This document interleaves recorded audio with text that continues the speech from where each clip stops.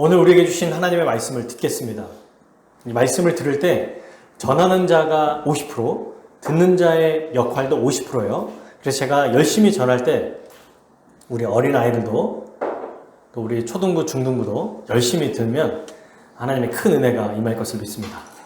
자, 오늘은 요셉에 대한 내용입니다. 22절 보니까 요셉은 임종시 죽을 때 두 가지 행동을 했다고 나와요. 오늘은 먼저 이 행동이 무엇을 의미하는지 보고 요셉의 인생을 한번 살펴보도록 하겠습니다. 두 가지를 했어요. 첫 번째, 이스라엘 백성이 애굽에서 떠날 것을 말했다는 거예요. 이것을 예언했습니다. 두 번째, 애굽에서 나갈 때 뭐라고 했어요? 떠나게 될 텐데 내 뼈를, 내가 죽으면 나의 뼈를 가지고 가서 가나안 땅에 묻어주라, 이렇게 얘기한 겁니다. 이게 요셉의 믿음의 행동이라고 얘기해요. 믿음의 행동들이 많이 있습니다. 그런데 히브리서 기자는 이 두 가지를 얘기했어요. 왜? 첫 번째, 이스라엘 백성이 애굽에 떠날 것을 예언했다. 그리고 애굽에서 떠날 때 자기의 뼈를 가지고 가나안 땅에 가져가 주라고 명령했는데 이게 왜 믿음의 행동일까요? 물론 나중에 우리가 또 살펴볼 수 있지만 간단하게 생각해 보면 요셉이 애굽에서 지금 살아있을 때 어때요? 야곱의 아들들이 잘 환대받으며 살아가고 있죠. 그죠? 근데 요셉도 지금 굉장히 인기가 많아요. 총리로서 바로의 신임을 받고 이후에도 이의 삶이 보장되어 있습니다. 그런데 자기의 뼈를 가지고 나가라는 것은 이후에 자기의 명예, 부, 이런 걸 상관하지 않는다는 거예요. 하나님의 약속을 더 의지한다는 것을 우리가 알 수 있는 거죠. 그리고 애굽을 떠날 것을 얘기했다. 이것은 하나님의 약속을 의지하고 있는 거거든요.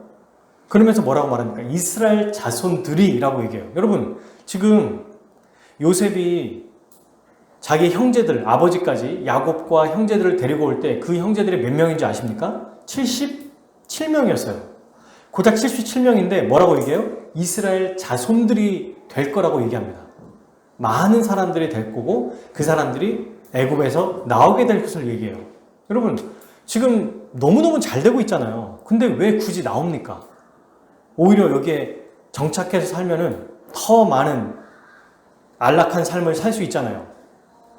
근데 애굽에서 나올 것이라고 예언한 거예요. 신기하지 않습니까? 실제로 이걸 뭘 예언하고 있는 거예요? 요셉 이후에 출애굽 사건을 요셉이 예언하고 있는 겁니다. 어떻게 알게 됐을까요, 요셉은? 영적인 눈이 열려서? 하나님이 갑자기 요셉에게 알려주셨을까요? 아니에요. 훨씬 전부터 하나님이 말씀하셨습니다. 혹시 아시나요? 요셉 이전에 창세기에, 출애굽기가 아니라 창세기에 이스라엘 백성이 이방에서 객이되고 거기에서 400년 동안 노예가 되고, 횟수도 얘기하셨어요. 400년. 그리고 4대, 한 세대마다 100년으로 계산했거든요. 4대가 되면 다시 돌아올 것이다, 가나안 땅으로. 이 얘기를 하셨습니다, 하나님이. 그게 바로 누구에게 말씀하셨냐면 아브라함에게 말씀하셨어요. 한번 우리 찾아볼까요? 창세기 15장 12절부터 16절까지의 말씀입니다. 창세기 15장은 그 유명한 하나님이 아브라함과 언약을 체결한 언약 체결식의 사건이거든요. 내가 너와 함께 하겠다고 해서 이 짐승을 반으로 쪼갠 다음에 그 짐승 사이에 걸어가게 하는 그 사건을 할 때 하나님이 말씀하신 거예요. 창세기 15장 12절부터 16절까지입니다. 같이 읽겠습니다. 시작. 해질 때에 아브라함에게 깊은 잠이 임하고 큰 흑막함과 두려움이 그에게 임하더니 여호와께서 아브라함에게 이르시되 너는 반드시 알라. 내 자손이 이방에서 객이 되어 그들을 섬기겠고 그들은 400년 동안 내 자손을 괴롭히리니 그들이 섬기는 나라를 내가 징벌할지며 그 후에 내 자손이 큰 재물을 이끌고 나오리라. 너는 장수하다가 평안히 조상에게로 돌아가 장사될 것이요 내 자손은 4대 만에 이 땅으로 돌아오리니 이는 아무리 족속의 죄악이 아직 아니함이라 하시더니. 아멘. 하나님은 아브라함에게 그의 후손들이 앞으로 어떤 일이 벌어질지를 알려주셨어요. 근데 참 감사한 게 왜 하필 그러면 400년이냐? 왜 그때 하나님께서 그때까지 기다리시느냐라고 할 때 16절 후반절에 나오죠. 아모리 족속의 죄악이 아직 가득 차지 아니하였다. 그때까지 기다리신다는 거예요. 이게 하나님의 사랑도 우리가 알 수 있는 거죠. 어쨌든 이게 뜬금없이 나오는 겁니다. 아브라함에게 언약 체결식을 하실 때 이 얘기를 먼저 말씀해 주세요. 아브라함은 이게 무슨 의미인지 몰랐지만 이삭에게 전했을 거고, 이삭은 야곱에게 얘기했을 거고, 야곱은 그의 아들들 요셉에게도 들려줬을 겁니다. 그래서 요셉은 하나님 나라를 꿈꾸고, 이 땅이 전부가 아니라 하나님께서 분명히 어떤 나라를 준비하시는구나, 이것을 알았다는 거예요. 그러니 영원할 것 같은 이 명예와 부가 있는 애굽 땅에 자기를 묻지 말고 가나안 땅에 가져가서 나의 뼈를 묻어주라 라고 얘기했던 거예요. 왜? 하나님의 약속을 무엇보다 신뢰했기 때문입니다. 그러면 어떻게 요셉이 이런 사람으로 마지막까지 살았는지 그의 인생을 한번 우리가 살펴보도록 하겠습니다. 요셉은 여러분 먼저 요셉에 대한 이야기를 보기 전에 우리가 보통 요셉 하면 이게 요셉의 이야기라고 생각하잖아요. 그죠? 아브라함의 아들 이삭, 이삭의 아들 야곱, 야곱의 아들 그렇지, 유다. 역시 예수님의 바로 선배 유다. 그러나 지금은 요셉이죠. 유다도 있고 요셉도 있어요. 그러면 우리가 보통 성경을 생각할 때 창세기는 아브라함 이야기, 이삭 이야기, 야곱 이야기, 요셉의 이야기로 끝나는구나 라고 생각할 수 있습니다. 그러나 그렇지 않아요. 하나님이 아브라함에게 뭘 얘기하셨어요? 아브라함 언약을 말씀하셨죠. 그래서 요셉의 이야기를 보면 어떻게 아브라함의 언약이 이루어지는지를 살펴볼 수 있는데, 야곱의 보세요. 성경을 보면은 창세기 36장까지 야곱의 이야기가 나와요. 그래서 37장부터 요셉의 이야기가 딱 나오니까 이제는 요셉의 이야기구나 라고 생각할 수 있지만 아닙니다. 요셉의 이야기도 야곱의 이야기인 거예요. 이거를 톨레도트 여러 가지 히브리어 여러 가지 얘기가 있는데 왜 이걸 그러면 야곱의 이야기입니까? 라고 할 때 야곱의 이야기 사이에 요셉의 이야기가 들어가 있어요. 창세기 49장과 50장에 야곱의 이야기가 또 나옵니다. 원래는 족장이 끝나면 그 다음 사람 이야기가 나오고 죽으면 끝나는 걸로 나오거든요. 근데 야곱이 죽었습니다라고 끝나는 게 아니고 그 사이에 요셉 이야기가 쭉 나오고 마지막 창세기를 닫을 때 야곱도 죽고 요셉도 죽었다 이렇게 끝나요. 그러니 이거는 뭐냐면 하나님께서 야곱을 통해서 하신 야곱의 하나님이라고 하신 그 약속을 요셉을 통해 이루어가고 계시는구나. 더 나아가서 하나님의 언약이 아브라함과 이삭과 야곱을 통해 어떻게 이루어지고 있는지를 설명하는 게 바로 요셉의 이야기입니다. 그래서 요셉의 이야기를 따로 떨어뜨려 놓고 설명하는 게 아니고 야곱의 이야기 속에 있는 요셉의 이야기구나 이렇게 이해하셔야 돼요. 하나님은 보통 이스라엘에게 나타날 때 항상 세 사람의 이야기를 하시죠. 나는 아브라함의 하나님, 이삭의 하나님, 야곱의 하나님. 왜 요셉도 나오는데 요셉의 하나님이라고 안 할까? 라고 생각해 봤더니 그 세 명의 족장에게 나타나서 말씀하시고 앞으로 이후에는 그 세 명의 족장에게 말씀하신 그 하나님이 이루어 가시는 것을 말씀해 주시는 거예요. 그래서 출애굽기에 모세에게 나타날 때도 요셉의 하나님이라고 말하지 않습니다. 야곱의 하나님이라고까지 얘기해요. 그 이유는 몰라요. 하나님이 그 세 사람을 딱 택하시고 아브라함의 언약을 이루어 가시는 그 하나님을 우리에게 알려주셨기 때문에 우리가 그렇게 이해할 수 있습니다. 그래서 요셉의 이야기를 통해서 어떻게 야곱에게 하신 말씀이 이루어지는지를 보는 거예요. 쉽게 보면은 야곱을 살리기 위해서 요셉을 애굽 사람으로, 애굽의 총리로 준비하셨다라고 우리는 알 수 있는 겁니다. 야곱의 자녀들을 살리기 위해서 요셉을 따로 보낸 거죠. 자, 그러면 요셉의 우리가 유년 시절을 딱 생각해 보면 어때요? 요셉이라고 딱 생각하면 제일 먼저 나오는 게 요셉의 아주 태어날 때가 아니라 어린 시절 혹은 우리가 10대 때 시절이 나타나요. 요셉의 시절 하면 제일 먼저 생각하는 게 뭐예요? 뭐라고? 형한테 버려졌다? 형한테 버려졌다. 그렇지. 그 사건 전에 무슨 옷을 입었지, 요셉이? 색 많은 걸 입는. 그렇지. 채색 옷을 입었어요. 색 많은 옷. 색이 많이 들어있는 채색 옷. 그리고 잘못했던 것들을 아버지에게 막 얘기하고. 그러니까 요셉을 어릴 때 생각하면 어떤 아이 같아요? 좋은 아이 같아요? 아니면 뭐 나쁜 아이는 아니지만 별로 호감이 아닌 아이 같아요. 약간 밉상으로 보이죠? 그죠? 나빠서가 아니라 약간 철이 없고 생각 없는 아이처럼 보이는 거예요. 근데 이때 요셉의 나이가 몇 살인지 아시나요? 성경을 자세히 읽어보면 그의 나이가 나옵니다. 6살?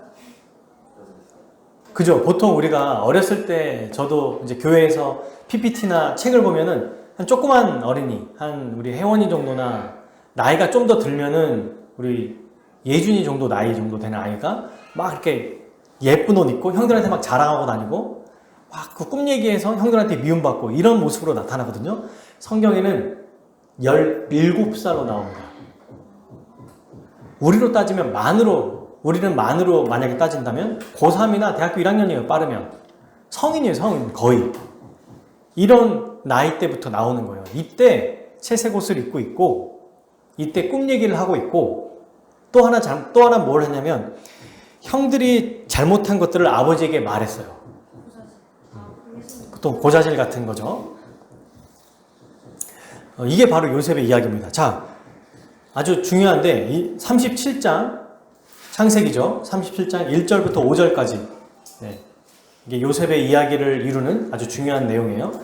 요셉의 이야기 읽어보겠습니다. 창세기 37장 1절에서 5절까지의 말씀 같이 보겠습니다.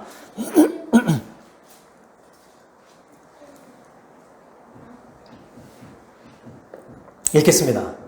자, 생각하면서 읽어볼게요. 시작. 야곱이 가나안 땅, 곧 그의 아버지가 거류하던 땅에 거주하였으니 야곱의 족보는 이러하니라. 요셉이 17세의 소년으로서 그의 형들과 함께 양을 칠 때 그의 아버지의 아내들 비라와 실바의 아들들과 더불어 함께 있었더니 그가 그들의 잘못을 아버지에게 말하더라. 요셉은 노년에 얻은 아들이므로 이스라엘이 여러 아들들보다 그를 더욱 사랑하므로 그를 위하여 채색 옷을 지었더니 그의 형들이 아버지가 형들보다 그를 더 사랑함을 보고 그를 미워하여 그에게 편안하게 말할 수 없었더라. 요셉이 꿈을 꾸고 자기 형들에게 말하매 그들이 그를 더욱 미워하였더라. 아멘. 자, 어떤 상황인지 아시겠죠? 17살 된 아이인데 여전히 채색 옷을 입고 있고 형들이 잘못한 것들은 아버지에게 계속 얘기하고 그리고 너무너무 사랑하니까 진짜 편애한 거예요. 너무너무 사랑하니까 미운 거야. 그냥 형제들이, 요셉이. 그런데 그냥 가만히 있으면 되고 얘가 좀 생각이 있고 철이 있다고 생각한다면 꿈을 꿔도 그냥 조용히 말하거나 아버지한테만 얘기하거나 말 안 하면 되잖아요. 그런데 그걸 형들에게 말해요.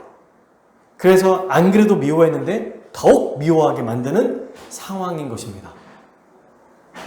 자, 여러분 여기서 요셉이 야곱에게 얼마나 많은 사랑을 받았는지 그가 입은 옷을 보면 알 수 있거든요. 근데 이 채색 옷이라고 하는 것은 어떤 거냐면 당시에 이 채색 옷은요 목축업을 했기 때문에 맞지 않는 옷입니다. 지금으로 따지면 저기 공사장 가서 아니 집을 짓고 있고 농사 지으면 모내기 옷을 입어야 되죠. 장화 신고 그 다음에 뭐 입어야 돼요? 농사 짓는 옷, 별로 좋지 않은 옷, 비닐 옷 같은 거 입어야겠죠. 위에 막 젖거나 이런 거에도 전혀 무리가 없는. 근데 얘는 정장 입고 다닌 거예요. 말하자면. 그 당연히 뭘 했다는 거예요? 목축업을 하지 않았다는 겁니다. 소나 양이나 염소를 길렀던 그런 일들을 전혀 하지 않았어요. 그러니까 얼마나 아버지의 사랑을 받았는지. 여러분 17살 때까지 안 했다는 거는 그 이후에도 하기가 어렵죠. 지금까지 안 했다는 거죠. 이 말은. 그래서 요셉을 보고 우리가 보통 두 가지를 좀 오해해요. 첫 번째, 방금 얘기한 것처럼 요셉이 너무 철이 없다. 너무 애 같다. 어떻게 이런 애가 될 수 있냐라고 생각하는 거예요. 두 번째는 요셉을 보고 긍정적으로 생각한다고 할 때 뭐라고 생각하냐면 아이들에게 요셉처럼 포부를 가져라. 꿈을 꾸자. 비전을 가져라 라고 얘기해요. 근데 잘 보시면 알겠지만 요셉은 자기가 꿈을 꾸고 싶다고 꾼 게 아닙니다. 하나님이 꿈을 꾸게 하신 거고 하나님의 언약의 약속을 어떻게 요셉을 통해서 하나님이 준비하시는지를 보여주는 거지 내가 꿈을 꾸겠다고 꾸는 게 아니에요. 그러니 이런 해석은 조심해야 되죠. 요셉처럼 더 큰 꿈을 가져라. 더 큰 포부를 꿔라. 비전의 사람이 되라.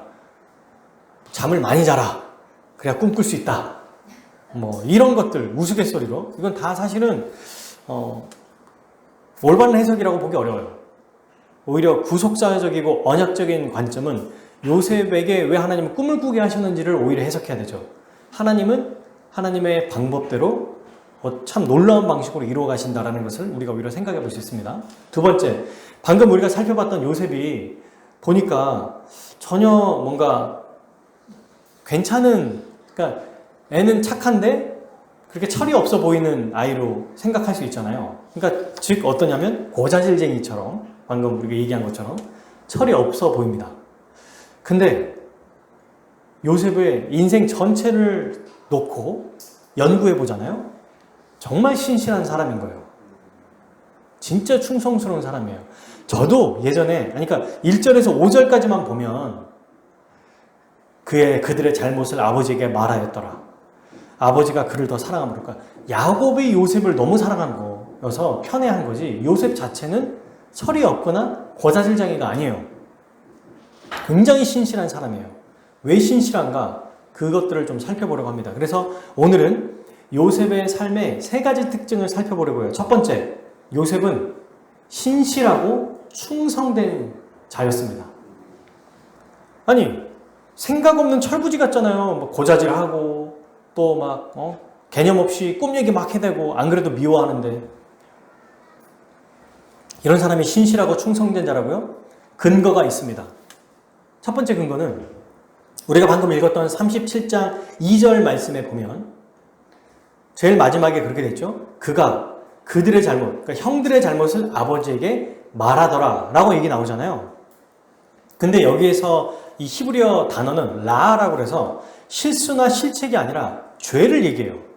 죄악을 얘기하는 겁니다. 그러니 이 단어가 미완료 과거형으로 쓰였거든요. 그 무슨 말이냐면 죄악된 모습을 지속적으로 지적했다는 것을 얘기해요. 죄를 짓고 있는데 가만히 모른 척하고 내버려 두는 게 아니라 아버지께 얘기했다는 겁니다. 이 말은 뭐예요? 형들을 감독자로 세운 거예요. 요셉을. 형들의 감독자. 일을 아예 안 하는 게 아니라 감독자로 세웠던 거죠. 그래서 이것은 고자질이 아니라 죄악을 그대로 넘어가지 않고 바르게 살려고 노력했던 모습으로 알 수 있습니다. 그리고 두 번째, 그러면 왜 이 형들에게 이 큰 형들도 있는데 요셉에게 이런 일을 맡겼을까? 여러분, 이 직전에 어떤 일을 벌이죠? 두 형이? 시므온과 레위가? 세겜 땅에 있는 그 족속들을 완전히 멸망시켜버려요. 그래서 아마 야곱은 요셉에게 이 일을 맡겼던 것 같아요. 그 두 번째는 요셉이 이제 꿈을 얘기해서 더욱 미움을 받잖아요. 근데 이건 뭐냐면 자랑하고 뻐기는 게 아니라 하나님이 보여주신 꿈을 별것 아닌 것을 흘려보내지 않았다는 것을 얘기하는 겁니다. 하나님이 보여주셨던 것을 굉장히 중요하게 여겼다는 것을 알 수 있어요. 형들이 분명히 싫어하는 것을 알아요. 이렇게 얘기하면. 그런데 하나님이 보여주신 것이 더 중요하다고 여긴 거예요. 이 얘기를 들었을 때 이제는 형들이 절하고 나중에 해달도 절한다고 나오잖아요. 별도. 그러니까 야곱이 뭐라냐면 우리 부모도 너에게 절한단 말이냐 하면서 혼을 내지만 야곱은 그 꿈을 마음에 둡니다. 하나님의 사람들은 겉으로 그냥 이런 것들을 흘려보내지 않는다는 거예요. 그리고 이제 아주 강력한 야곱이 얼마나 신실하고 충성됐는지를 알 수 있는 게 있어요. 그게 바로 세 번째인데 아버지가 이제 형들의 안부를 물어보죠. 형들을 이제 양치로 보냈잖아요. 그죠? 거기 지금 있는 곳에서 여기가 헤브론 골짜기라고 해요. 이스라엘 지도가 이렇게 있으면 헤브론 골짜기가 아주 밑에 있습니다. 그리고 세겜이라고 하는 그곳에 형들이 양을 치러 가요. 그래서 이제 형들이 잘 있는지, 양들은 무사한지 이런 거 좀 보려고 이제 안부를 물어보라고 명령합니다. 그때 요셉이 어떻게 하냐면 한번 읽어볼까요? 창세기 37장 13절 같이 보겠습니다. 시작. 이스라엘이 요셉에게 이르되 내 형들이 세겜에서 양을 치지 아니하느냐 너를 그들에게로 보내리라. 요셉이 아버지에게 대답하되 내가 그리하겠나이다. 아멘. 즉각 순종해요. 즉각. 형들이 자기를 싫어하는 것도 알아요. 그리고 여러분 이 거리가 동네 뒷산이 아니에요. 우리로 따지면 북한산 넘는 정도가 아닙니다. 은평구에서 강북구까지 오는 거리가 아니에요. 80km예요. 대단하죠? 그것도 형들은 자기들 같이 갔잖아. 얘는 혼자 가는 거야. 그럼 이렇게 말할 수 있습니다. 아버지, 나 말고 종들 보내세요. 왜 꼭 나를 보내야 됩니까? 형들이 나를 얼마나 싫어하는지 모르세요? 가서 나 형들한테 혼나기로 하면 어떡할 겁니까? 또 아버지 그 먼 길을 얼마나 힘들어요. 가다가 내가 지치거나 강도 만나면 어떡할 겁니까? 라고 말할 수 있어요. 그렇게 말하면 야곱이 요셉을 너무 사랑하니까 굳이 혼을 내거나 보내지 않을 거예요. 아 그렇지 그래 알겠다 내 종들을 보낼게 라고 할 수 있는데 요셉을 그만큼 신뢰했다는 거죠. 그리고 요셉을 보냈을 때 요셉은 즉각 내가 그리하겠나이다 라고 얘기했어요. 근데 더 나아가서 막상 이제 찾아가서 80km나 되는 세겜까지 갔는데 거기 갔더니 형들이 있어요 없어요? 없어요. 그래서 거기 있는 사람들한테 물어봅니다. 아니 없으니까 세겜에 간 게 아니라 세겜 근처에 있거든요. 세겜까지는 못 가죠. 자기들이 한 짓이 있잖아요. 그래서 이제 내려와서 아버지 갔더니 없는데요 라고 하면 되잖아요. 그런데 사람들에게 물어봅니다. 우리 형들 못 봤나요? 그랬더니 거기에 있는 사람이 뭐라고 하냐면 형들이 거기 말고 아마 저기 도단까지 간 것 같은데 그게 37장 15, 16, 17절에 나와요. 어떤 사람이 그를 만난지 그가 들에서 방황하는지라 그 사람이 그에게 이르되 내가 무엇을 찾느냐 막 찾으니까 물어보는 거예요. 그가 이르되 요셉이죠. 내가 내 형들을 찾아오니 청하건대 그들이 양치는 곳을 내게 가르쳐 주소서. 17절 그 사람이 이르되 그들이 여기서 떠났느니라. 내가 그들의 말을 듣니 도단으로 가자 하니라. 요셉이 그의 형들의 뒤를 따라가서 도단에서 그를 만나니라. 요셉은 포기하지 않았어요.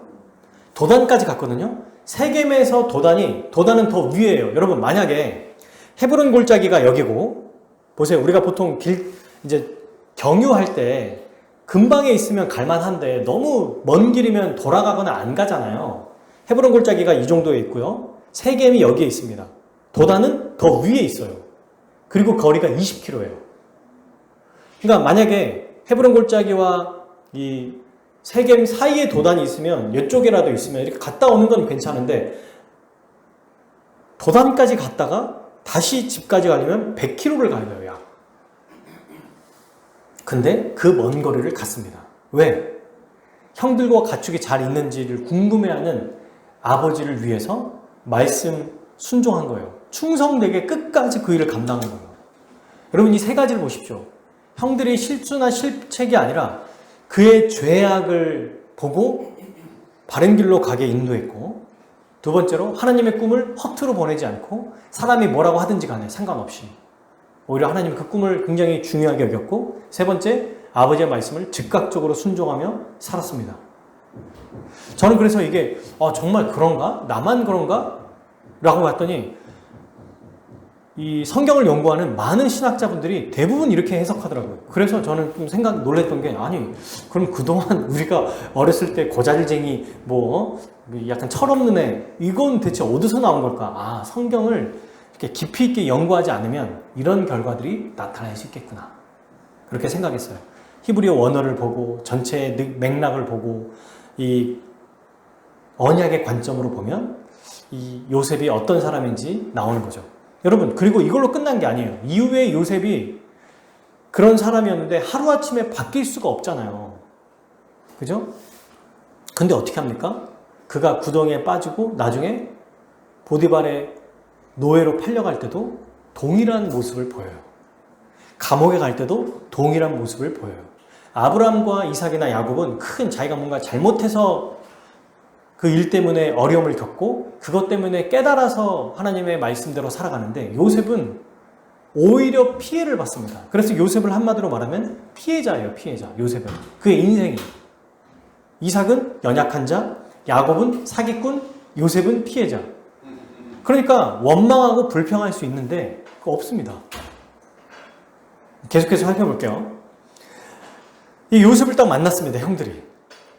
근데 형들이 어떻게 행동했는지 진짜 무서워요. 이 무서운 사람들의 모습이 나타나요. 30장 18절에서 20절. 요셉이 그들에게 가까이 오기 전에 그들이 요셉을 멀리서 보고 뭐예요? 죽이기를 꾀하며. 저기서 동생이 오는데 얼마나 반갑겠어요. 100km를 간 거니까 반갑지 않겠습니까? 뭐 며칠 동안 한 일주일 정도 걸어서 간 거잖아요, 겨우겨우. 근데 형들이 저기 있는 거예요. 마침내 와 너무 반가워서 형님들 하면서 막 어쨌든 아니 뭐 그렇게까지는 아니더라도 막 뛰어가서 어쨌든 반가워서 갔을 텐데 그 멀리서 형들은 뭐 하냐면 죽이기를 지금 꾀하고 있는 겁니다. 그리고 뭐라고 말해요? 19절 꿈꾸는 자가 오는도다. 저 꿈쟁이 놈 새끼 오네. 저놈 잡아 죽이자. 이러고 있는 거예요. 그래서 20절 자 그를 죽여 한 구덩이에 던지고 읽어볼까요? 37장 20절 자 그를 죽여 한 구덩이에 던지고 우리가 말하기를 악한 짐승이 그를 잡아먹었다 하자. 그의 꿈이 어떻게 되는지를 우리가 볼 것이니라 하는지라. 아멘. 얼마나 악합니까? 동생을 멀리서부터 보고 죽이겠다고 마음먹고 이미 그 죽이겠다는 이것까지 다 펼쳐요. 계획까지 실행하려고 그 실행 계획까지 세부적으로 나와요. 뭐요? 그를 죽여서 구덩이에 던진 다음에 짐승이 그를 잡아먹었다고 하자. 이미 오기도 전에 계획 살인이 끝난 거야. 그러면서 뭐라고요? 그가 하나님께서 보여주신 꿈을 얼마나 하찮게 여기는지 저놈 새끼 그 꿈대로 되는지 한번 보자. 이렇게 말하고 있는 거예요, 형들이. 의도적으로 꿈을 거부하고 멸시했죠. 완전히 영적인 눈이 멀었어요. 이거는 가인이 아벨을 죽인 거와 똑같은 모습인 거고 시므온과 레위가 세겜 사람을 몰살시킨 또 그 행위가 나타나는 겁니다. 두 명에게 아니라 모든 형제에게. 이때 첫째 루벤이 나타나요. 그러면서 뭐라고 하냐면 그러지 말자. 우리 형제 아니냐. 살려주자. 그냥 구덩이에 넣기만 하자. 이렇게 제안해요. 그래서 그 얘기를 듣고 하는데 무슨 일인가 모르게 루벤이 그리고 나서 그 자리를 피합니다. 그리고 나서 나머지 동생들이 이제 구덩이에 집어 넣어버리고 그 다음에 뭐 한 줄 아세요? 기가 막힌 짓을 해요. 형들이. 요셉이 나중에 보면은 총리가 된 이후에 가정사를 얘기하라고 할 때 형들이 얘기하는데 그가 그렇게 얘기한 다음에 이제 잡혀서 감옥에 들어가잖아요. 그때 뭐라고 말하냐면 말하는 이야기 중에 어떤 맥락이 있는데 그 우리 동생이 그렇게 우리에게 울부짖고 부르짖으면서 구해달라고 했는데 우리가 그걸 외면했다. 이 얘기가 나오거든요. 그러니까 구덩이에 집어넣었을 때 얼마나 요셉이 부르짖고 살려달라고 했는지가 나와요. 근데 그런 장면에서 형들이 뭐 했냐면 25절에 음식을 먹습니다.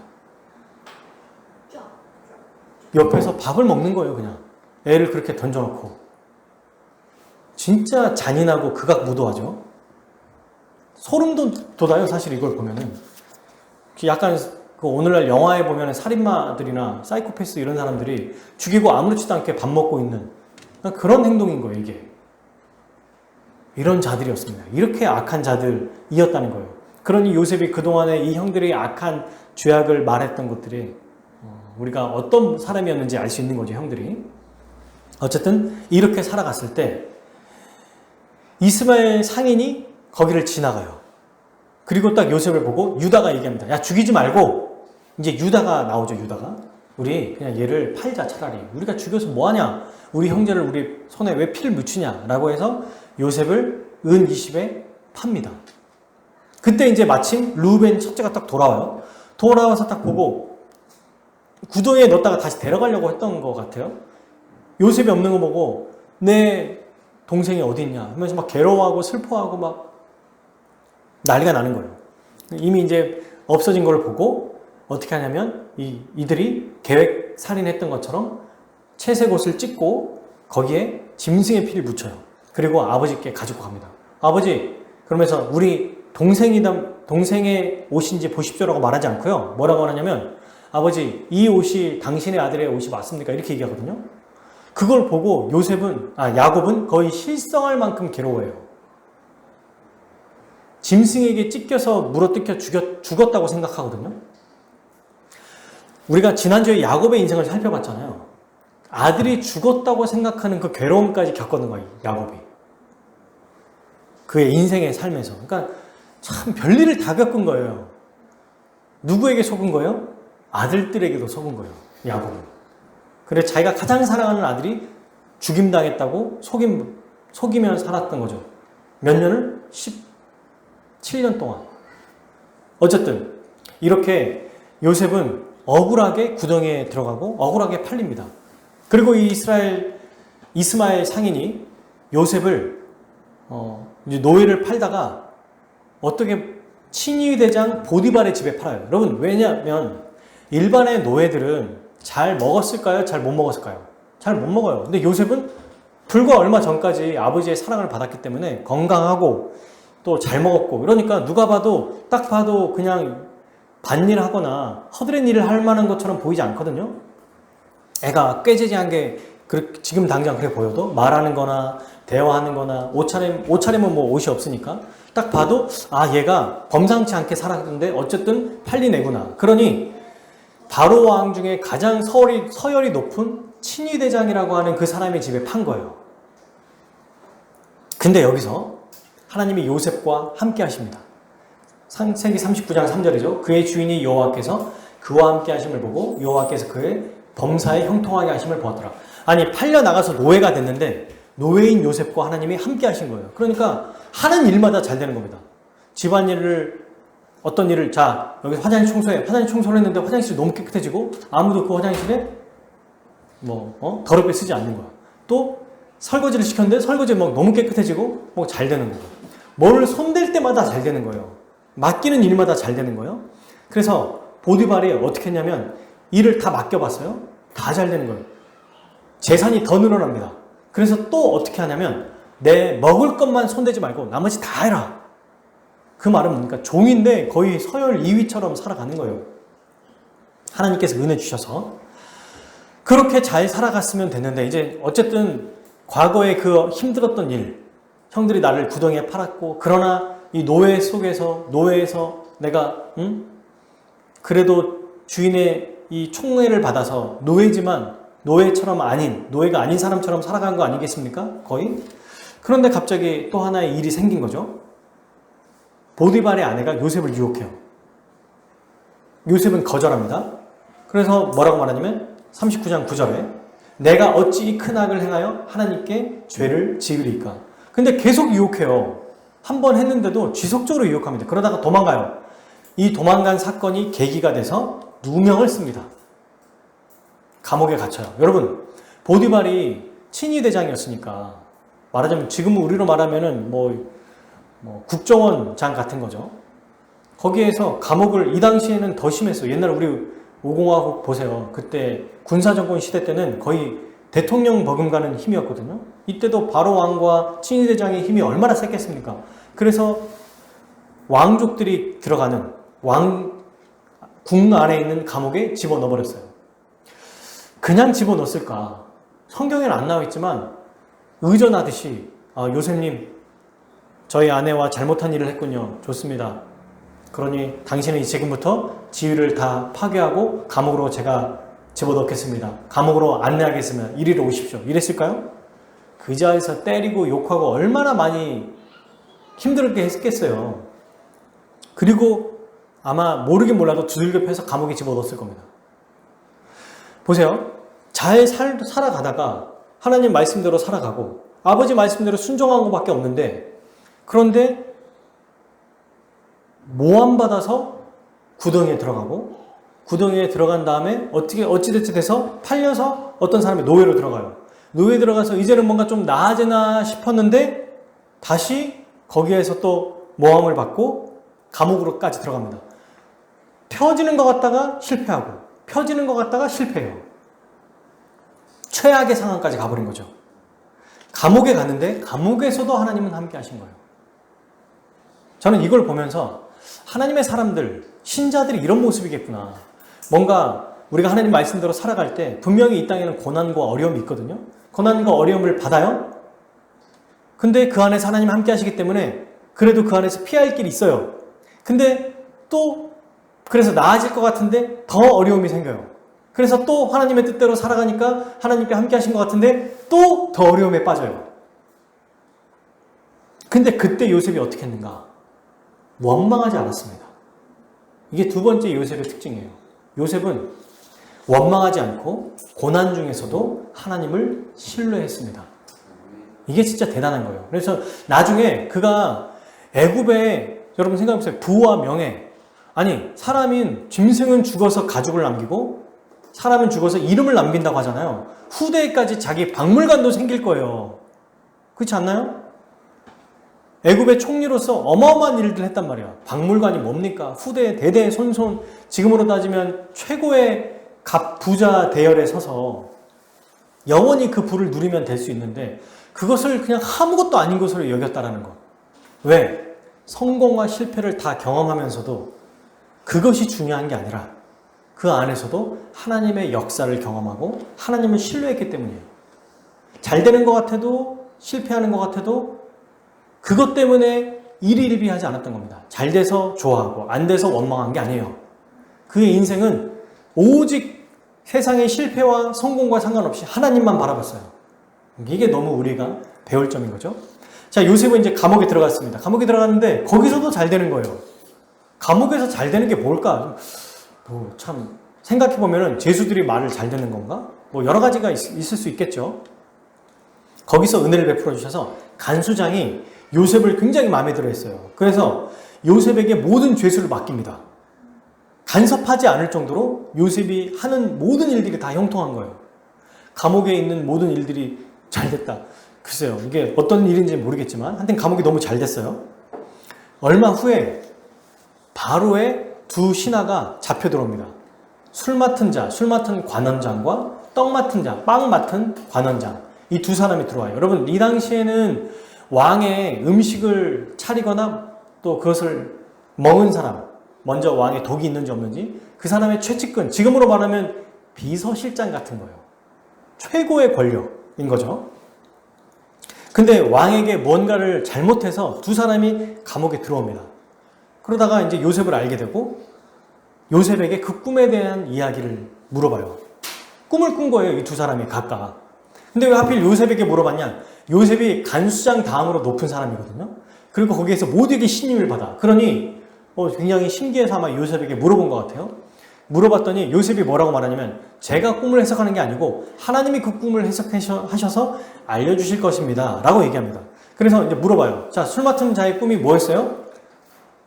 어떤 포도나무가 딱 나와 있는데 포도나무에 가지가 3개가 나는 거예요. 이렇게 하나, 둘, 셋. 그리고 그 가지 3개의 가지에 싹이 나기 시작합니다. 싹이 나고 꽃이 피어요. 그리고 열매가 열리는데 포도가 열립니다. 그래서 딱 이 술 맡은 관원장이 자기 손에 보니까 꿈속에 바로에게 주는 그 잔이 자기 손에 있는 거예요. 그걸 보고 포도가 있으니까 포도의 즙을 짜가지고 신선한 이 잔에다가 따라줘요. 따라준 다음에 바로에게 드렸습니다. 그리고 내가 꿈에 깼어요. 라고 한 거예요. 그랬더니 가지 셋은 요셉이 이제 해석을 하죠. 이것은 내가 해석하는 게 아니라 하나님께서 해석해 주시는 겁니다. 라고 하면서 가지 셋은 3일입니다. 그리고 포도를 짜서 바로에게 줬다는 것은 바로가 당신을 다시 복귀시킬 겁니다. 다시 술 맡은 관원장으로 불러드릴 겁니다. 이렇게 얘기해요. 풀려나면 나를 기억해 주세요. 바로에게 꼭 얘기해 주세요. 저는 감옥에 갈 만한 짓도 하지 않았고 노예가 될 만한 일도 하지 않았습니다. 저를 꼭 기억해 주세요. 라고 하고 이제 꿈 이야기를 마쳐요. 그리고 그 옆에 빵 맡은 사람도 꿈을 꿨는데 이 꿈을 이야기합니다. 꿈의 내용이 뭐였냐면 내 머리 위에 빵이 담긴 바구니 3개가 이렇게 하나, 둘, 셋 놓여 있었어요. 근데 제일 위에 있는 바구니가 바로 바로에게 바칠 빵이었습니다. 바치려고 하는데 새들이 와서 내 머리 위에 있는 제일 위에 있는 바구니의 빵의 음식을 다 먹어버렸습니다. 그리고 제가 꿈에 꽉 깼어요. 똑같이 요셉이 꿈을 해석해줘요. 이 빵 바구니 3개는 3일을 뜻합니다. 3일 안에. 그리고 새들이 빵을 먹었다는 것은 바로가 당신의 목을 베고 새들이 몸을 나무에 매달릴 텐데 새들이 당신의 시체를 쪼아 먹을 것을 얘기하는 겁니다. 이렇게 얘기했는데 실제로 3일 후에 술 맡은 관원자는 복권이 됐고 빵 맡은 관원장은 죽임을 당했어요. 이렇게 죽임을 당했습니다. 근데 여러분, 이렇게 되고 나서 요셉은 시간이 지났는데 분명히 술 맡은 관원장이 바로에게 얘기해 줄 것을 기다렸을 거예요. 문이 열릴 때마다 이제 술 맡은 관원장이 와서 나에게 좀 얘기해 준 건가? 2년이 지납니다. 잊어버렸어요. 완전히 까마득하게 잊어버렸어요. 2년간 아무 일도 없었습니다. 요셉의 이 모습에 분명히 실망했을 거예요. 근데 하나님을 원망하지 않아요. 그는 구덩이에 들어갈 때도 원망하지 않죠. 노예가 됐을 때도 원망하지 않죠. 억울한 일을 당했을 때도 원망하지 않죠. 또 감옥에 들어갔는데도 그가 분명히 나를 기억해 준다고 얘기했음에도 기억하지 못했을 때도 원망하지 않습니다.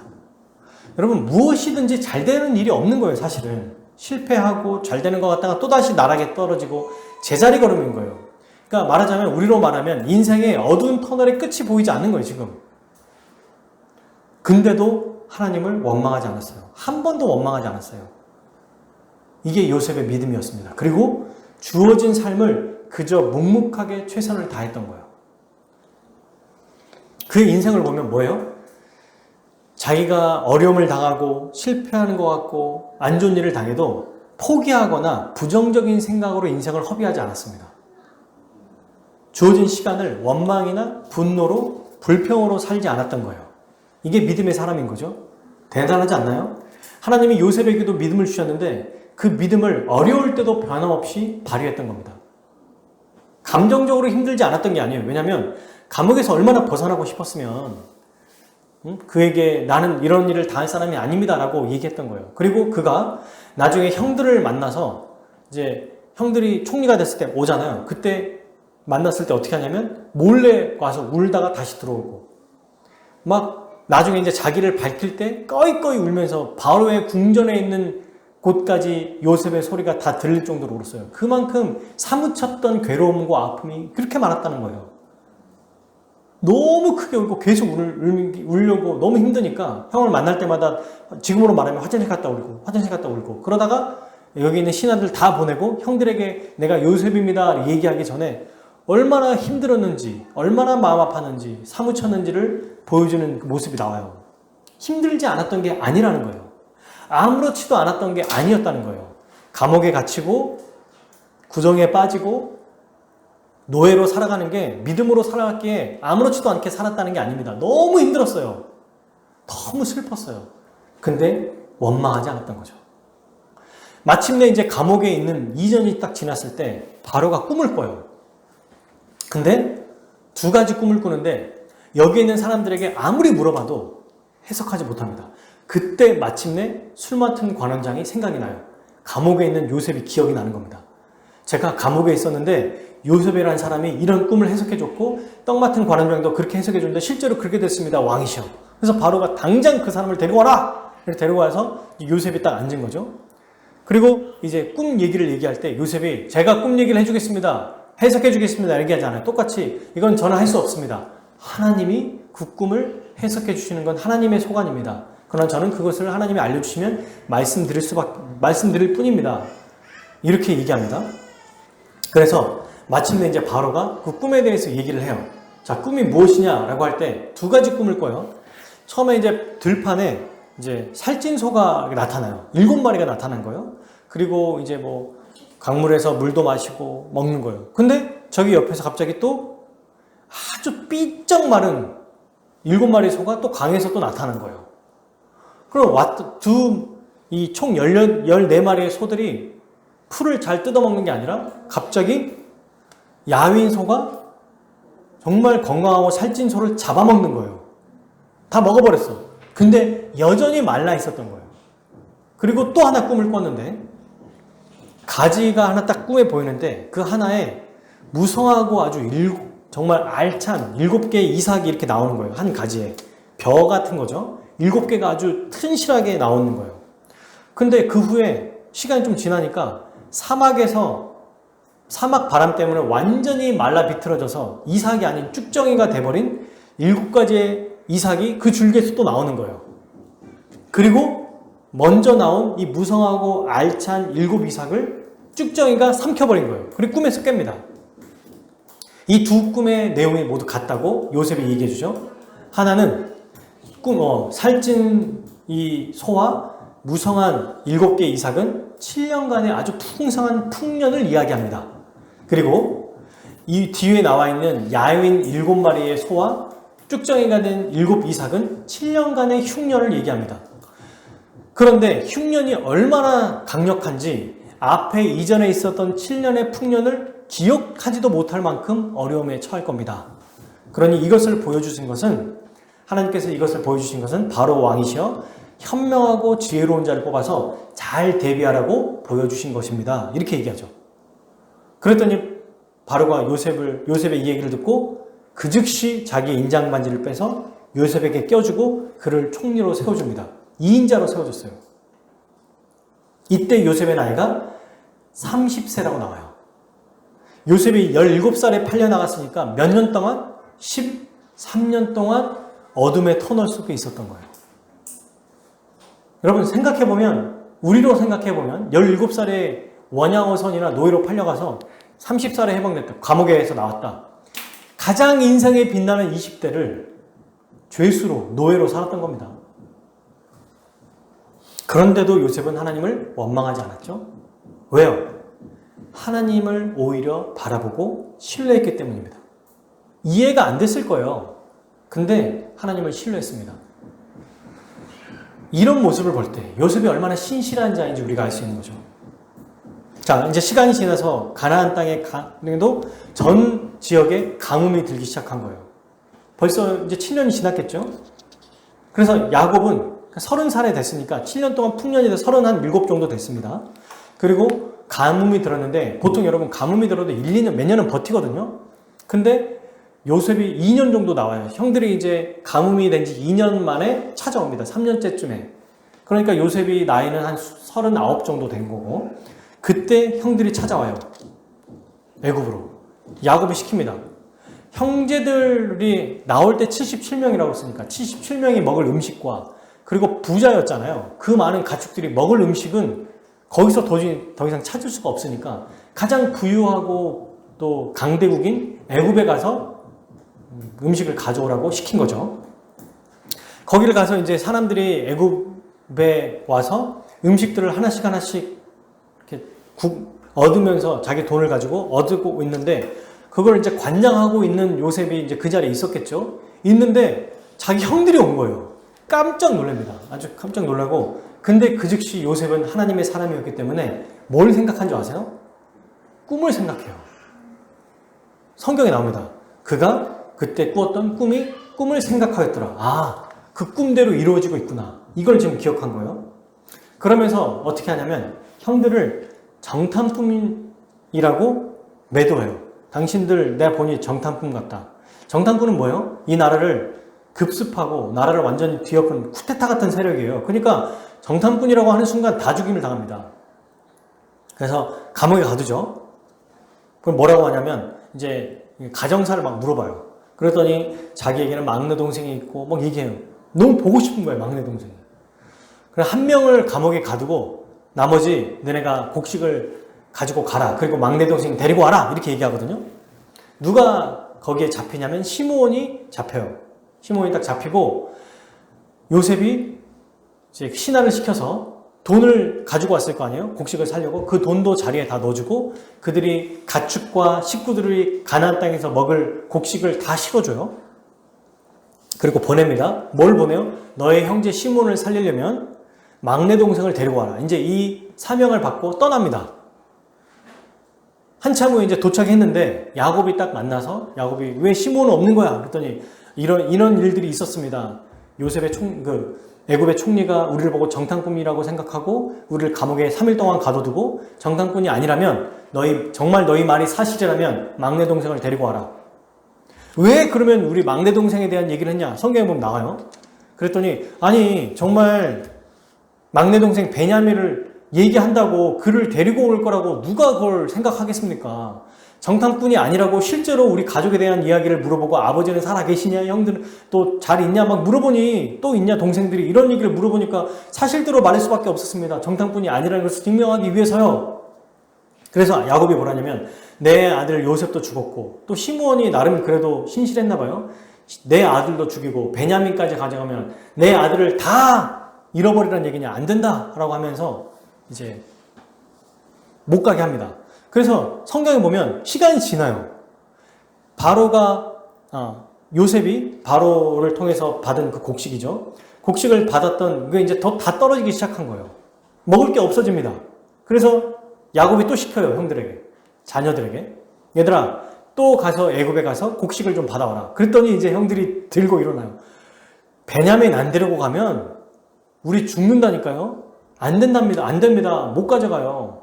그러니까 베냐민 그 곡식을, 저는 성경을 보니까 곡식을 가져간 다음에 좀 지나서 바로 다시 오는 줄 알았는데 그게 아니고 한참 곡식이 다 떨어질 때까지 그냥 버틴 거예요. 그러다가 베냐민을 데리고 가라고 하니 이제 다시 또 얘기합니다. 그래서 창세기 42장 이 21절에 야곱의 마음이 나오죠. 그들이 서로 말하죠. 우리가 21장에 보면은 이제 야곱의 아들들이 다시 찾아갑니다. 베냐민을 데리고 가요. 근데 데려가기 전에 뭐라고 말하냐면 유다가 나를 영원히 저주하십시오. 루벤도 먼저 얘기해요. 내 두 아들을 죽이십시오. 베냐민 못 데리고 오면. 그랬더니 이제 야곱이 처음에는 안 듣지만 유다가 어떻게든 데리고 오겠습니다. 믿어주세요. 우리가 이러다 다 죽습니다. 라고 하니까 마지못해 베냐민을 보내요. 이제 베냐민을 가지고 데리고 같이 애굽에 이제 들어옵니다. 애굽에 딱 들어오는데 요셉이 베냐민이라는 걸 알고 이제 같이 잔치를 벌이죠. 그리고 베냐민에게 4배나 음식을 많이 주고 돈도 줘요. 그러다가 너무 막 복받쳐가지고 다시 나갔다가 울고 다시 들어와요. 그리고 이제 새벽에 이제 잔치를 벌이고 떠날 때 어떻게 하냐면 은잔을 하나 숨겨라. 누구에게 숨겨라? 베냐민의 바구니에 숨겨라. 그리고 돈도 다시 넣어놔라. 그럼 이제 보냈어요. 그리고 이제 요셉의 신하가 이제 쫓아가죠. 쫓아가서 우리 주인 총리가 이렇게까지 너희를 환대해줬는데 너희는 어찌 주인이 그렇게 아끼는 은잔을 가지고 갔느냐라고 말했더니 이들이 말해요. 그런 일이 없다. 우리가 어떻게 그렇게 하겠습니까? 그 은잔은 이제 그 신하가 말하죠. 요셉이 뭐 점괘를 볼 때 쓰는 거다. 실제로 하는 건 아니지만 이제 그렇게 얘기하는 거죠. 우리가 그걸 가져가지 않았습니다. 가져가면 우리가 종이 되겠습니다. 라고 말합니다. 다 풀었는데 마지막 베냐민의 은잔이 나와요. 그때 형들이 또 막 옷을 찢고 막 미치는 거예요. 으아! 이러면서 막. 다 같이 이제 감옥에 들어가면 다시 이제 그 애굽에 들어가죠. 그리고 요셉에게 얘기하고 요셉이 이제 딱 봤을 때 너희가 어찌 이런 일을 했느냐라고 하면서 이제 그걸 보고 정말 우리가 이 베냐민 말고 우리 모두가 종이 되겠습니다. 그랬더니 아니다. 가져가지 않은 사람은 종이 될 필요 없다. 그 막내 아들 베냐민만 종이 되면 된다. 그랬더니 형들이 또 막 거기서 괴로워하고 이제 솔직하게 얘기해요. 사실은 우리가 이런만저만 해서 저희 요셉이 있었고 또 이 죽임을 당했고 이 아이가 우리 아버지의 전부인데 얘 안 들어가면 다 우리 아버지는 죽습니다. 아버지가 죽으면 우리가 어떻게 살아갑니까? 아버지의 너무 마음 아파하십니다. 이제 이 얘기를 듣고 이제 얘기를 하죠. 근데 그때 여러분 이 얘기를 딱 듣고 감옥에 들어갔을 때 형들이 어떻게 생각한 줄 아세요? 어떤 얘기를 한 줄 아세요? 요셉이 앞에서 요셉의 자기들끼리 언어를 쓰니까 요셉이 자기 말을 못 알아듣는다고 생각하는 거죠. 그때 이렇게 얘기합니다.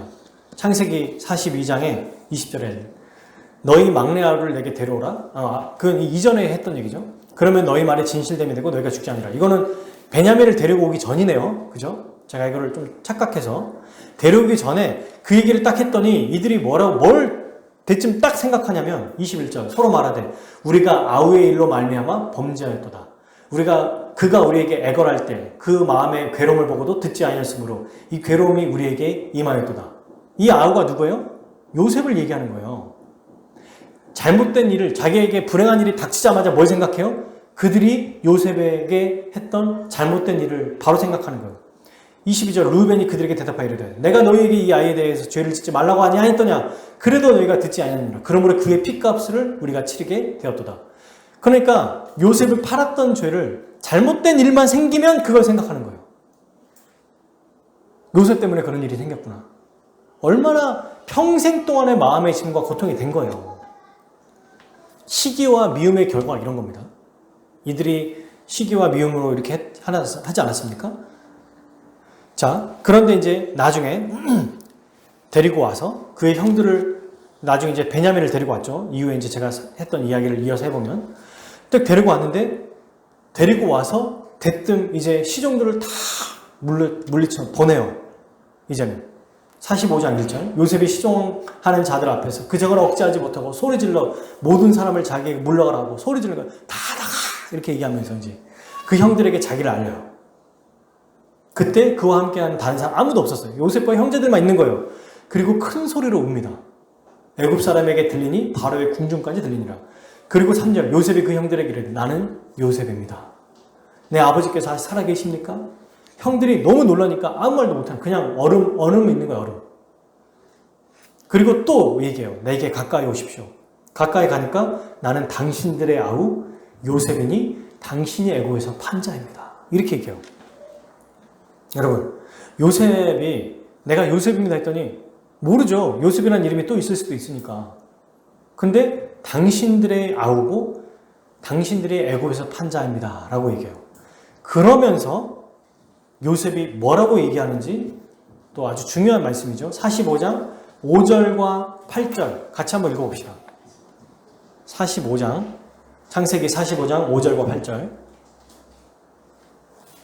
자 읽어보겠습니다. 5절 시작 당신들이 나를 이곳에 팔았다고 해서 근심하지 마소서 한탄하지 마소서 하나님의 생명을 구원하시려고 나를 당신들보다 먼저 보내셨나이다. 그러면서 이제 이 땅에 흉년 들었으나 아직 5년은 더 남았다고 얘기하고 7절 하나님이 큰 구원으로 당신들의 생명을 보존하고 당신들의 후손을 세상에 두시려고 나를 당신들보다 먼저 보내셨나니 8절 그런즉 나를 이리로 보내니는 당신들이 아니요 하나님이시라. 하나님이 나를 바로에게 아버지로 삼으시고 그 온 집의 주로 삼으시며 애굽의 온 땅의 통치자로 삼으셨나이다. 아멘. 여러분 세 번째 요셉의 특징이 나오죠. 요셉은 자신에게 잘못한 자들을 보복하지 않고요. 이러한 고난을 오히려 하나님이 이끄시는 하나님의 뜻 안에 있음을 믿었습니다. 고난을 하나님이 이끄는 하나님의 뜻이라고 믿었다는 거예요. 자기에게 잘못한 자들을 보복하지 않았습니다. 여러분 총리가 되자마자 누가 생각났을까요? 제일 먼저 저라면 두 사람이 생각났을 거예요. 보디발과 그의 아내. 친위대장이니까 요셉을 2인자로 세우는 그 자리에 있었을 거예요 아마. 보디발은 저 자식 저거 이런데 인장반지를 껴줘 거기에서. 그리고 모두에게 절하라고 그래. 친위대장은 절합니다. 그때 눈이 마주쳤을 거야. 요셉 일어나 너 이리 와. 너 이따 보자. 이랬을 수도 있잖아요. 그리고 보디발 아내는 벌벌 떨고 있었을 거예요. 너 이리 와. 나한테 거짓말했지? 막 그러면 이제 막 그 군인들 데리고 와가지고 고문시키고 막 얼마나 혼낼 수 있는데 성경에는 보복했다는 얘기가 한둘도 없습니다. 그리고 술 맡은 관원장도 얼마나 요셉에게 미안했을까. 물론 그가 얘기했지만 근데도 넘어갔죠. 그리고 끝으로 그의 형들을 만났을 때 분노하고 막 화내고 불같이하는 게 아니라 그가 얼마나 힘들었는지 울면서 오히려 뭐라고 해석해요? 하나님의 생명을 구원하시려고 당신들보다 먼저 나를 보내셨나이다. 나를 이곳에 팔았다고 해서 근심하지 마소서 한탄하지 마소서. 이게 요셉의 믿음입니다. 잘못한 자들을 보복하지 않아요. 그리고 오히려 이것을 하나님의 뜻 안에 있고 하나님이 이끄시는 삶이라는 것을 오히려 믿었습니다. 그래서 이렇게 얘기하죠. 나를 이리로 보낸 이는 당신들이 아니요 하나님이시라. 아멘. 여러분 이것이 사실 우리 신자들의 신앙 아닙니까? 우리가 어려움에 처하고 실패 가운데 거하고 그래도 이것은 그 사람 때문에 이런 사건 때문에 누가 이렇게 해서 내가 뭘 실수해서 잘못해서가 아니라 하나님이 우리를 이끌어 가시고 계신다는 것을 믿는 게 바로 우리 신자들의 모습이라는 거예요. 이것이 바로 우리의 모습입니다. 고난 중에도 원망하지 않고 신뢰했어요. 요셉은요, 자기 인생사 전부를 하나님의 섭리로 해석한 거예요. 하나님의 뜻대로 자기의 삶을 인도하시고 이끄시는 것. 이해가 안 돼요. 13년 동안 이런 어려움에 처해 보십시오. 이해된다고 말하기가 어려워요. 근데 하나님을 신뢰했습니다. 바라봤어요. 그래서 여러분, 그가 나중에 마지막 인생의 마무리가 됐을 때도 뭘 믿었던 거예요? 세상의 권력? 아니요. 세상의 부? 아니요. 세상의 명예? 아닙니다. 하나님의 약속만 믿었어요. 그런 자로 살아갈 수 있었어요. 세상의 실패와 성공과 상관없이 세상을 바라보지 않고 하나님의 약속을 신뢰하는 자로 살아갈 수 있었습니다. 왜? 모든 것을 하나님의 섭리로 이해했기 때문에, 하나님을 바라봤기 때문에, 하나님을 신뢰했기 때문이죠. 어디에 소망을 두지 않았으니까? 세상에 소망을 두지 않았기 때문입니다. 실패와 성공에 상관없이 세상에 소망을 두지 않고 하나님의 약속을 믿었고 신뢰했기 때문에 요셉은 이런 자로 살아갈 수 있었던 거예요. 그러니 마지막 죽을 때 자기의 부와 명예보다 하나님의 나라를 소망했으니까 나의 뼈를 가지고 가서 가나안 땅에 묻어달라. 아버지 할아버지 또 아버지 우리의 손조들이 있는 곳에 나를 묻어달라. 그 하나님 나라를 소망했다는 것입니다. 더 다시 말하면 믿음은 누가 주시는 거죠? 하나님이 주시는 거죠. 요셉에게 이런 믿음을 주시고 그런 자로 살아갈 수 있도록 만들어 가셨다는 거예요. 누가? 하나님 아버지가. 하나님의 이끄심에 따라 원망하지 않고 불평하지 않고 오히려 신실하고 충성되게 살아가게 만드셨다는 것입니다. 그런 요셉은 세상보다 더 크신 하나님을 체험하게 된 거죠. 요셉은 하나님의 존재와 그분의 능력을 알았고 그분의 약속을 믿었기 때문에 이 땅에서도 어떠한 삶에서도 하나님의 뜻대로 살 수 있었습니다. 요셉과 같은 사람이 얼마나 있을까? 왜냐하면 성공과 실패 어떤 곳에도 연연하지 않잖아요. 그죠?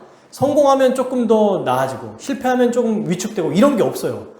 무슨 짓을 벌이더라도 실패하든 성공하든 초월해버리는 사람인 거예요. 왜? 하나님만을 믿었기 때문에, 그분을 신뢰했기 때문입니다. 사랑하는 여러분, 이러한 요셉은요, 예수님의 모형으로 아주 잘 드러납니다. 요셉은 억울하게 은 20세겔에 팔렸죠?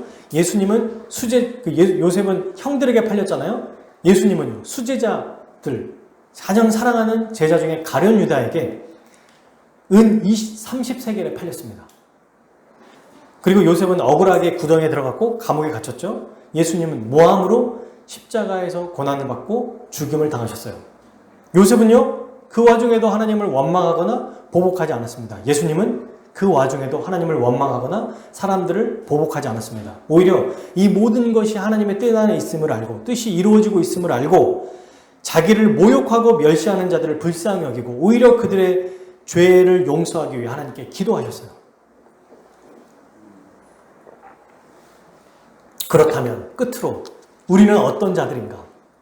우리는 예수님을 믿어 그분과 연합된 자들입니다. 예수님 안에 있는 자들, 예수님을 닮은 자들이에요. 우리는 예수님의 성품을 받았기에 팔복의 성품이 다 있습니다. 요셉과 같이 온유하고 의를 위해 박해를 받으면서도 기뻐하는 자로 살아갈 수 있는 거예요. 왜? 우리 주 예수님이 그렇게 살았고 그 예수님과 믿음으로 연합했기 때문에 이것이 우리의 모습이라는 겁니다. 그래서 이 성경의 요셉의 모습은 우리 또한 요셉처럼 하나님을 신뢰하고 고난과 역경과 어려움 속에서도 보복하거나 원망하지 않고 살아갈 수 있다는 것을 보여주는 거예요. 우리 또한 이렇게 살아갈 수 있다는 거예요. 누구의 힘 때문에? 예수 그리스도의 능력 때문에. 그분이 다 이루신 것 때문에. 하나님께서 성령을 통하여 우리를 이끌어 가실 것이기 때문입니다. 그러므로 여러분, 우리가 이렇게 살아갈 수 있는 것 하나님이 주신 은혜 때문이라고 그랬죠. 여러분, 요셉은 세상의 명예와 부보다 하나님의 약속을 받은 자잖아요. 결국 야곱의 약속, 이삭의 약속, 아브라함의 언약을 받은 자 아닙니까? 우리는요, 세상의 부와 명예가 아닌 훨씬 더 값지고 값어치가 있는 이 세상의 우주 만물과 비교할 수 없는 예수 그리스도를 받았습니다. 그리스도를 받았어요. 그리스도를. 사도행전 3장 6절 베드로가 이르되 은과 금은 내게 없거니와 나에게 있는 이것을 너에게 주노니 나사렛 예수 그리스도의 이름으로 일어나 걸으라.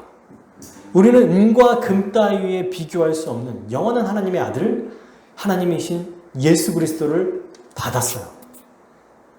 예수 그리스도를 받았기 때문에 그저 약속을 받은 요셉과 보다 훨씬 더 큰 하나님 자체를 받은 거예요. 그러니 요셉과 같이 예수 그리스도를 보고 하나님의 나라를 소망하며 하나님의 나라를 더 좋은 곳으로 여기며 살아갈 수 있는 게 바로 우리 자신이라는 겁니다. 바울은 그리스도를 받았기에 뭐라고 표현한 줄 아십니까? 아시죠? 모든 것을 다 배설물, 쓰레기로 여겼어요. 빌립보서 3장 7절에서 8절. 그때는 이 모든 것이 내게 너무나 소중하고 가치 있는 것들이었습니다. 예수님을 받기 전에는. 그러나 예수 그리스도를 만난 이후 그 모든 것이 아무 쓸모없는 것임을 알았습니다. 그것들뿐만 아니라 이 세상 그 어떤 것도 내 주 예수 그리스도를 아는 것과 비교가 되지 않습니다. 예수 그리스도를 위하여 나는 모든 것을 버렸습니다. 모든 것이 쓰레기처럼 아무런 가치가 없다는 것을 이제 압니다. 이로써 나는 그리스도를 알게 되었습니다. 사랑하는 여러분, 우리가 이런 자요, 그리스도를 받은 자입니다. 그러므로 우리는 그리스도를 바라보며 이 세상을 이기며 초월하며 살아갈 수 있는 자로 우리가 서 있다는 거예요. 혼자 그렇게 사는 게 아니라 함께 살아가게 하는, 그렇게 살아가는 성도들을 우리에게 붙여주었습니다. 그래서 힘이 들거나 힘들 때나 어려울 때 함께 기도하고 함께 주를 바라보고 함께 권면할 때 우리 주님이 말씀하신 대로 우리는 하나님 나라를 바라보며 살아갈 수 있을 거예요. 우리 주님이 세상을 이기셨거든요. 요한복음 16장 33절, 이것을 너에게 이르는 것은 너희로 내 안에서 평안을 누리게 하느니라. 세상에서는 너희가 환난을 당하나 담대하라. 내가 세상을 이기었노라. 그 예수님과 우리가 연합되었기에 세상을 이기며 살아갈 수 있습니다. 요한일서 5장 4절에서 5절, 무릇 하나님께로부터 난 자마다 세상을 이기느니라. 세상을 이기는 승리는 이것이니 우리의 믿음이니라. 믿음으로 세상을 이길 수 있다고 얘기하는 거예요. 5절, 예수께서 하나님의 아들이심을 믿는 자가 아니면 세상을 이기는 자가 누구냐? 그리스도를 믿어서 그리스도를 받은 자는 세상을 이긴다는 거예요. 왜? 예수님이 세상을 이겼으니까. 그리고 하나님의 아들을 믿는 자는 세상을 이기며 승리하며 살아간다는 것입니다.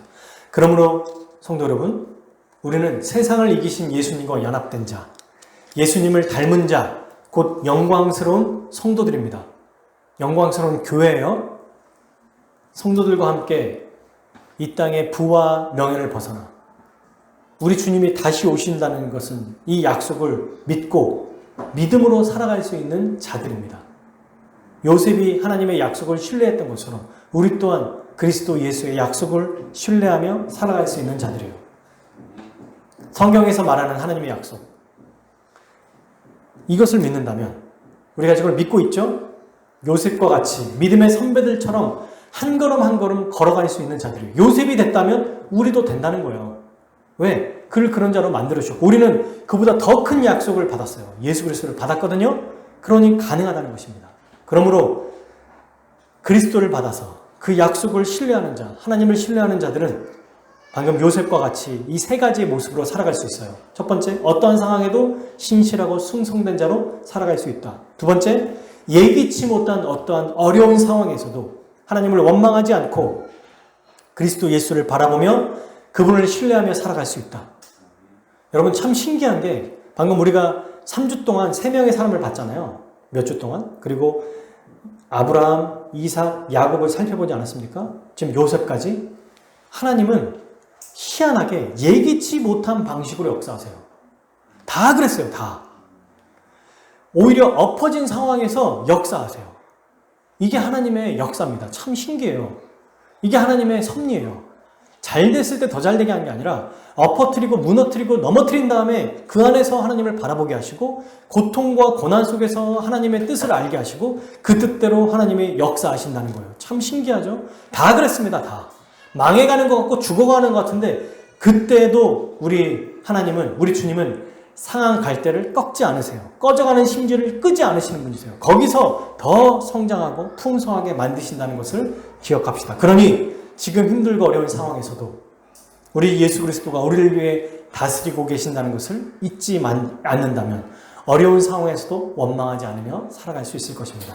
마지막 세 번째, 나를 힘들게 알고 어렵게 하는 자들을 우리는 보복하지 않을 수 있어요. 왜? 그를 통해 오히려 하나님이 하나님의 뜻을 이루어가고 계심을 믿기 때문입니다. 말이 안 되는 거예요, 사실은 이게.